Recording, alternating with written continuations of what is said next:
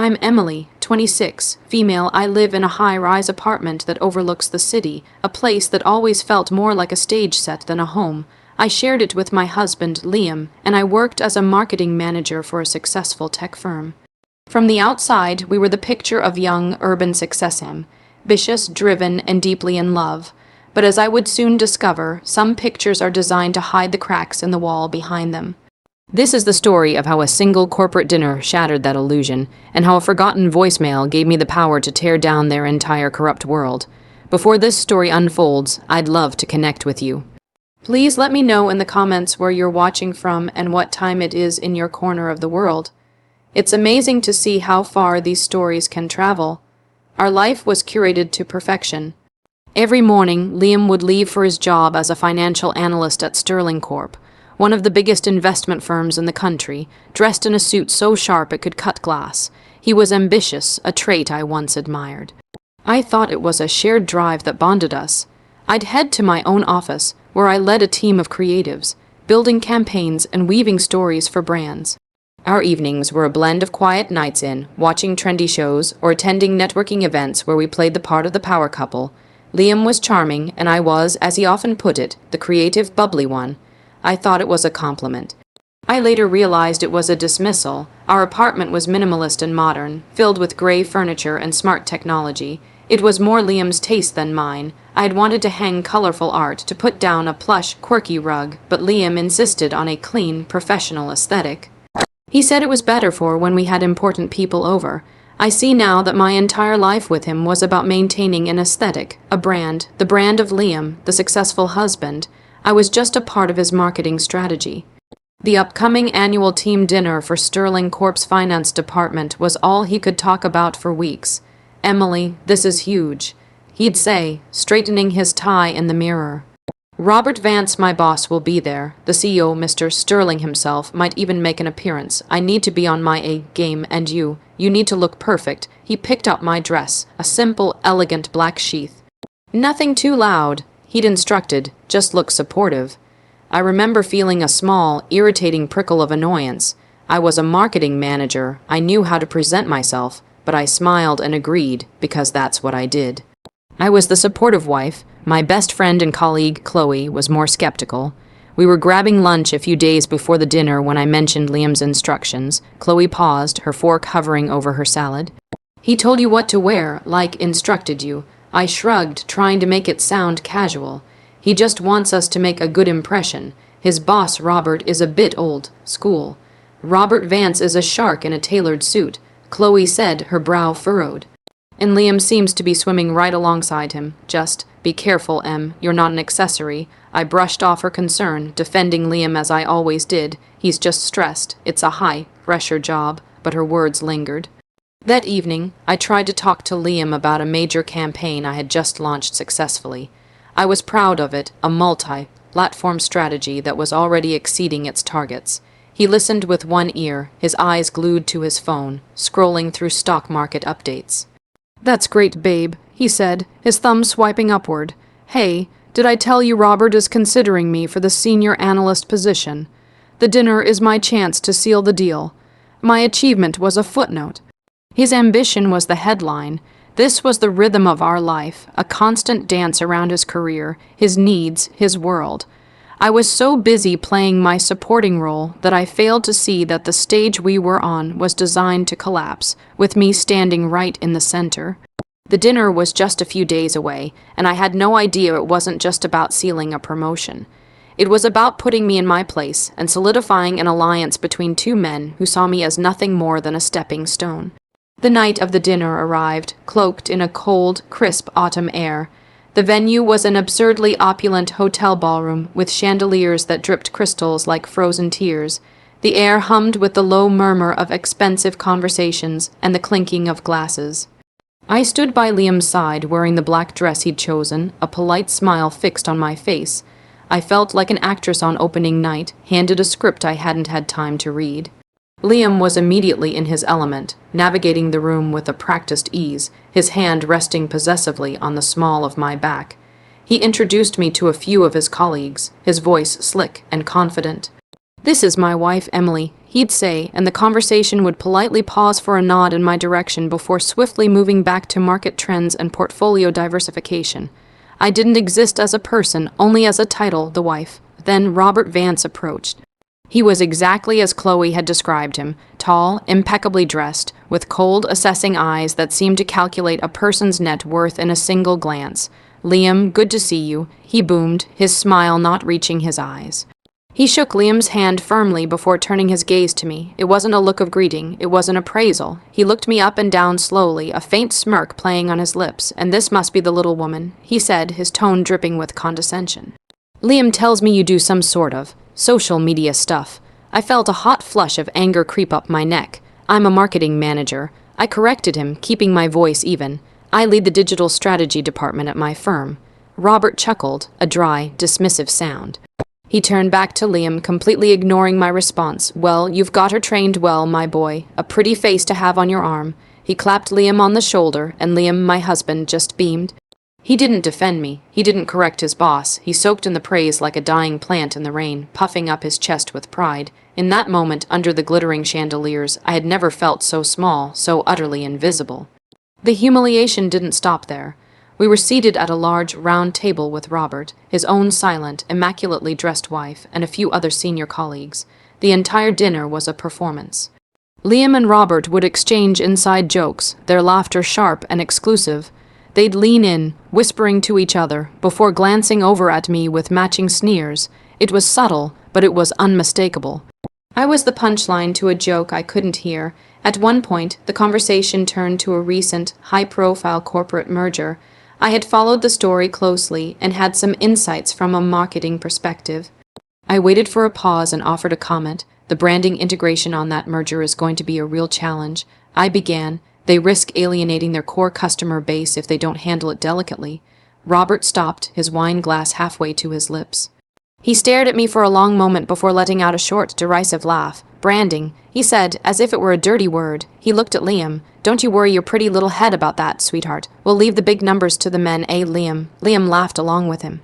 "That's right," he said, patting my hand in a placating gesture that felt like an electric shock. "Emily's the creative type. She doesn't get into the weeds of finance." I pulled my hand away, my blood running cold.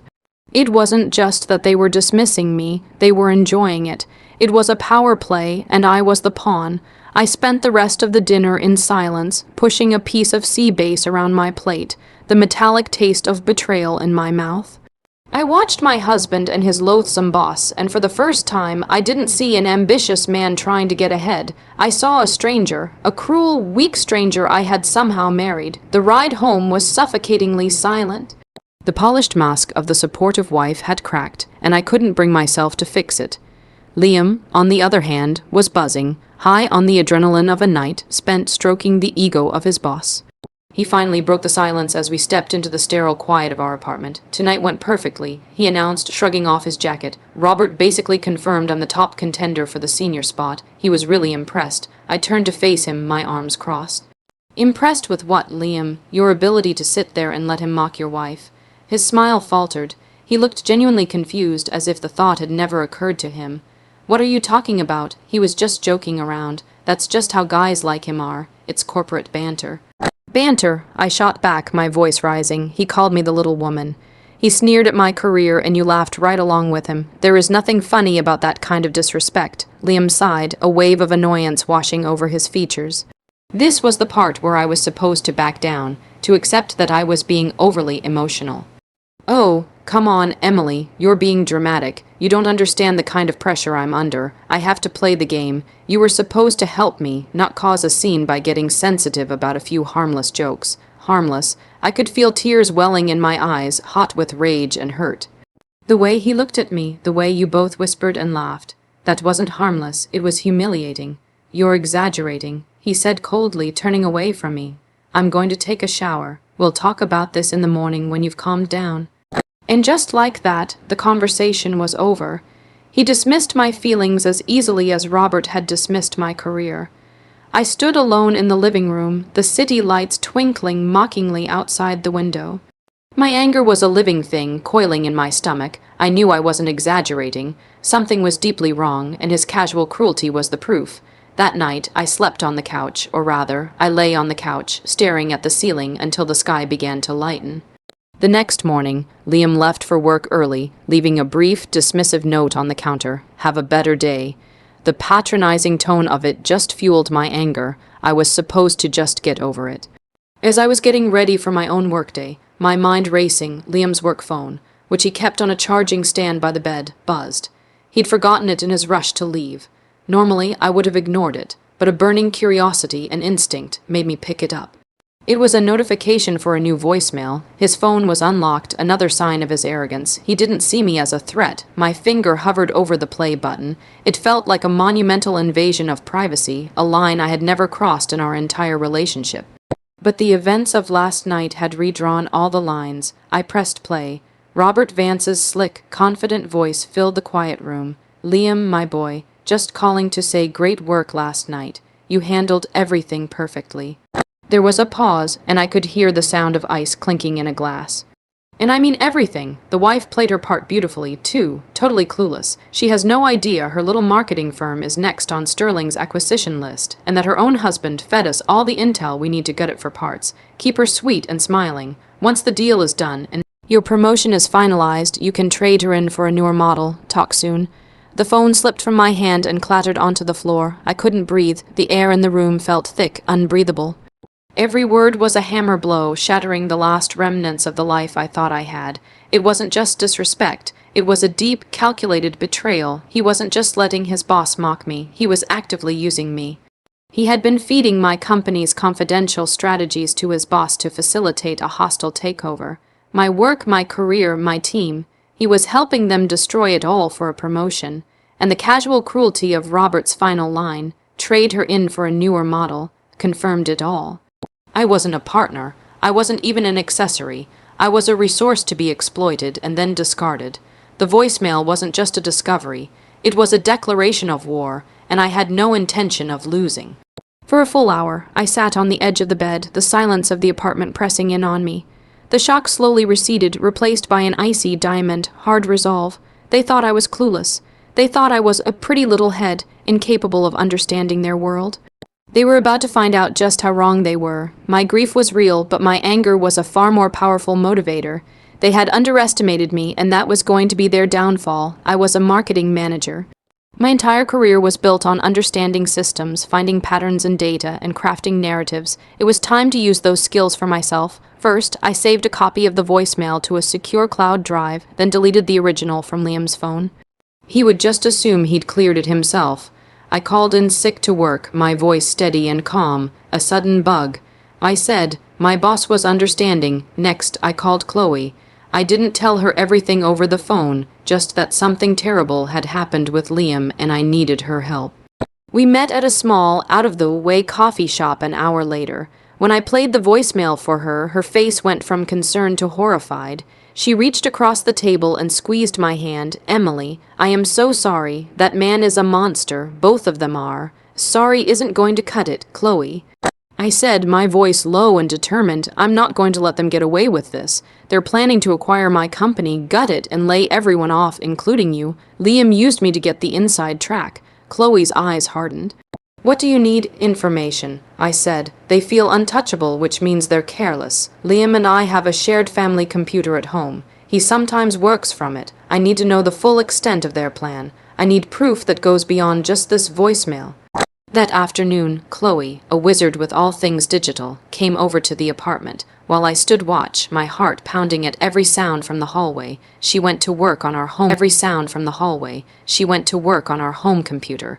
It was pathetically easy. Liam used the same password for everything. The name of his childhood dog combined with his birth year, arrogance and laziness. It was a potent combination. Within minutes, Chloe found a hidden folder buried deep in the system files. It was a treasure trove of their deceit. There were emails between Liam and Robert discussing my company's internal metrics, which Liam must have gotten from glancing at my laptop or listening to my work calls. There were spreadsheets detailing our department's budget, our key employees, and our client list, with chilling annotations from Robert about who to terminate immediately and which clients to poach for Sterling Corp. They had a timeline. The acquisition announcement was planned for the week after the annual CEO Gala, which was just 2 weeks away, but then we found something even bigger. It wasn't just about my company. Buried in a subfolder labeled Project V, we found documents that pointed to a much larger scheme. Liam and Robert were manipulating quarterly expense reports for their entire department, creating ghost vendors and pocketing the difference. It was systematic, long-term embezzlement. They were stealing from Sterling Corp itself. The acquisition of my company was meant to create a chaotic smokescreen, a period of restructuring where their financial misdeeds would be harder to track. They weren't just betraying me, they were betraying the very company they were so desperate to climb. Chloe looked up from the screen, her face grim. "This is way bigger than we thought, Em. This is criminal." A cold smile touched my lips for the first time that day. "I know," I said, "and it's the leverage I need." We copied everything onto an encrypted USB drive, a tiny silver stick that now held the power to ruin them completely. I slipped it into my pocket. My initial plan had been to expose what they were doing to my company, to save my team. But now, the plan had changed. This wasn't just about saving my job anymore. This was about justice. They had built their careers on a foundation of lies and deceit, and I was about to kick out the support beams and watch the whole rotten structure come crashing down. The CEO Gala was in 2 weeks. It was meant to be their victory celebration. I was going to make sure it was their public execution. The next 2 weeks were a masterclass in deception. I played the part of the dutiful, apologetic wife. I told Liam he was right, that I had overreacted at the dinner. I explained that I was just stressed from work and that I was sorry for being so sensitive. He bought it completely. His ego was so large, so impenetrable, that the idea of me seeing through him was an impossibility in his mind. He would come home and talk about his work, about the big things on the horizon, and I would nod and smile, all the while knowing the contents of the silver USB drive hidden in my jewelry box. I listened to his lies, his condescending reassurances, and filed them away as fuel. During the day, I was a whirlwind of quiet activity. Chloe and I worked with surgical precision. We organized the evidence we had found, the emails, the doctored expense reports, the spreadsheets detailing the embezzlement scheme, and the damning voicemail. We created a clear, concise executive summary, a timeline of their actions, and a list of the ghost vendor accounts they had set up. My marketing skills came in handy. I packaged the information as if I were preparing a pitch for a new campaign, refutable, compelling, and designed for maximum impact. The target audience, one very powerful CEO. The key was the delivery. I couldn't just send an anonymous email. It could be dismissed, buried by a corporate firewall or an overzealous assistant. I needed to deliver the message directly to Mr. Sterling himself. A man like that is surrounded by gatekeepers. I knew I would have only one chance to get his attention, and it had to be at the CEO Gala. It was the one night of the year when the entire corporate hierarchy of Sterling Corp would be gathered in one room, and the atmosphere would be, I hoped, slightly more relaxed. Liam was thrilled I had agreed to go. "That's my girl," he said, kissing my cheek. It took everything in me not to recoil. "Just look stunning and smile. It's going to be a big night for us." Oh, it was going to be a big night, all right. My plan wasn't to cause a scene. That would be messy and unprofessional. It would make me look like a scorned wife, and my evidence might be dismissed as an emotional outburst. No, my revenge had to be as cold and corporate as they were. I needed a single, calculated remark that would pique Mr. Sterling's interest and grant me a private audience. I researched him tirelessly. He was an older man, known for being shrewd, private, and having an almost fanatical devotion to the company his father had built. His one known passion outside of work was collecting antique maps. He had once given an interview where he mentioned his most prized possession was a rare 17th century map of the North Atlantic, calling it a beautiful example of navigating treacherous waters with courage and integrity. That was my key. The night of the gala arrived. I wore a deep emerald green gown, a color of renewal and fittingly money. I felt a strange calm settle over me as we entered the grand hall, even more opulent than the last. Liam was at my side, preening. Robert Vance was across the room holding court, looking like a king in his castle. They were celebrating a victory they hadn't even won yet. I spent the first hour observing, waiting for my moment. Mr. Sterling was polite but distant, moving between small groups of executives. Finally, I saw an opening. He was standing alone for a moment, looking out a large window at the city skyline. This was it. I excused myself from Liam, who was deep in a sycophantic conversation with another analyst. I walked toward Mr. Sterling, my heart beating a steady, determined rhythm. I stopped beside him, also looking out the window. "A beautiful view, Mr. Sterling," I said quietly. He glanced at me, a polite but disinterested nod, "It is." I took a breath. "It reminds me of the importance of having a clear map," I said, my voice calm and even. "Especially when you find out some of your own navigators are deliberately steering the ship toward an iceberg, all for their own profit." His eyes, which had been distant, sharpened instantly. He turned his full attention to me. The metaphor, steeped in his known passion and corporate responsibility, had hit its mark. He saw I wasn't just making small talk. "Who are you?" he asked, his voice low. "My name is Emily," I replied. "And I have the real map. It shows where the traitors in your fleet are hiding their stolen treasure." Mr. Sterling stared at me for a long, silent moment, his expression unreadable. Then he gave a curt nod. "My office, 10 minutes." He turned and walked away without another word. I had my audience. The plan was in motion. Walking away from Mr. Sterling felt like stepping out of a trance. I found Liam, who was starting to look for me, a flicker of irritation on his face.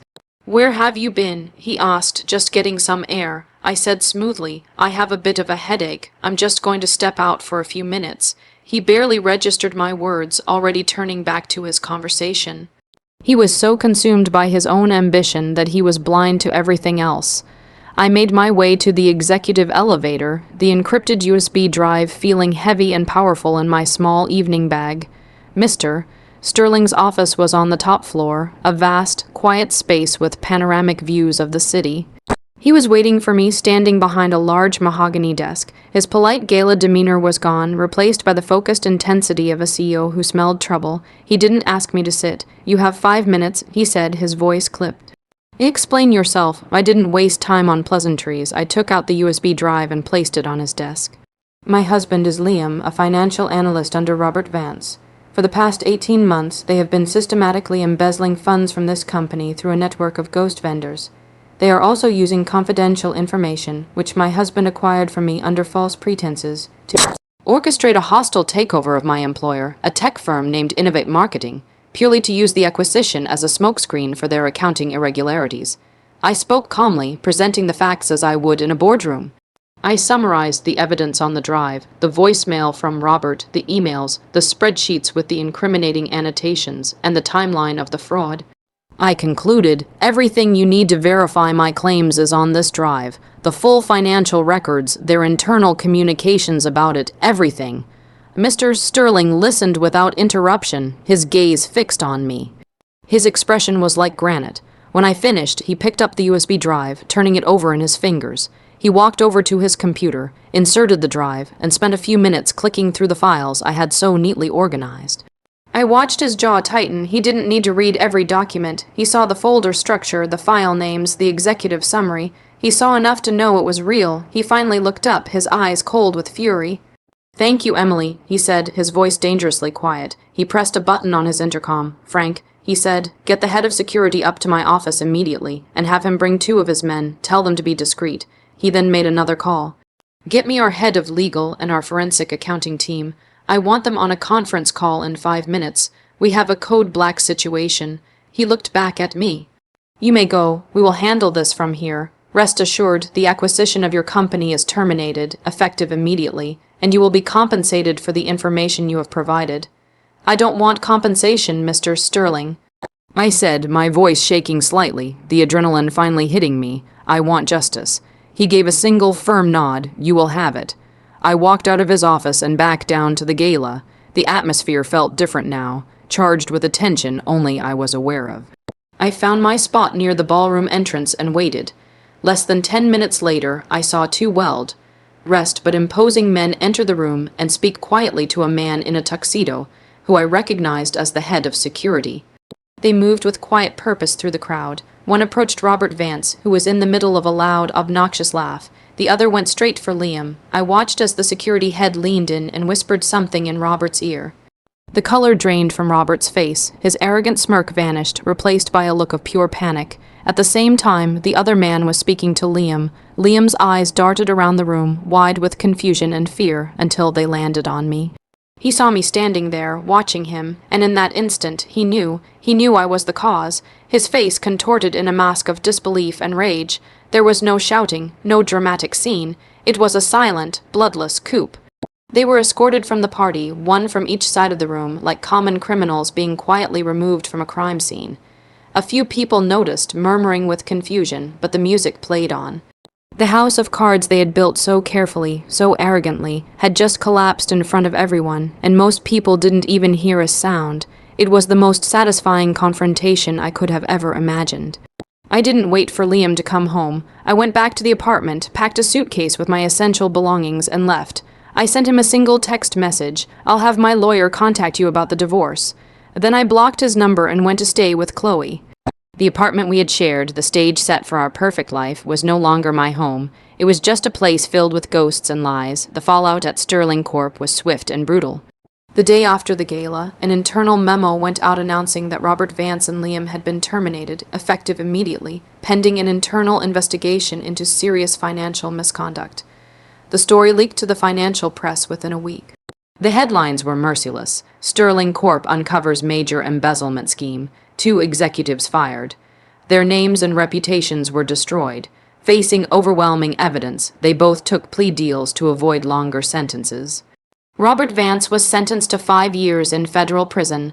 Liam, for his cooperation, received 2 years. Their careers were over. Their lives as they knew them were over. Mr. Sterling was true to his word. The planned acquisition of my company was officially and very publicly cancelled. He even called my CEO personally to explain, without giving my name, that Sterling Corp had been given misleading and unethically obtained information by a rogue employee.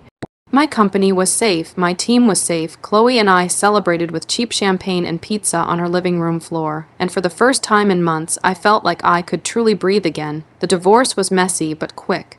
Liam tried to fight it, tried to claim I had set him up, but his arguments fell flat in the face of a criminal conviction. I didn't ask for much, only what was mine. I walked away from the apartment and the life we had built, and I didn't look back. It was all tainted anyway. The months that followed were a period of rebuilding. I had to heal not only from the betrayal of my husband, but from the realization that I had allowed myself to become a supporting character in my own life. I had shrunk myself to fit into his world, dimming my own light so his could shine brighter. Never again. I threw myself into my work, but with a new perspective. I was more confident, more assertive in meetings. I proposed a bold new marketing initiative and was given the green light to lead it. I was good at my job, and I didn't need anyone's permission to be ambitious. I started reclaiming the parts of myself I had put away. I bought a colorful, quirky rug for my new, smaller apartment. I hung vibrant, abstract art on the walls. I started taking a pottery class on weekends, something I had always wanted to do but Liam had dismissed as messy. I was messy and creative and sometimes sensitive, and I was done apologizing for it. One afternoon, about a year after the gala, a courier delivered a package to my office. Inside was a small, beautifully framed antique map of the city I lived in. There was a simple, unsigned note attached. It read, "Every good navigator needs their own map. Thank you." I knew it was from Mr. Sterling. I hung the map on the wall opposite my desk. It was a reminder that I had navigated the most treacherous waters of my life and found my way back. I had been underestimated, betrayed, and humiliated, but I had taken their web of lies and used it as a rope to pull myself out, leaving them to drown in the consequences of their own making. My story wasn't a tragedy. It was a story of liberation, and for the first time, I was the one holding the pen, writing my own future, one bold, unapologetic chapter at a time.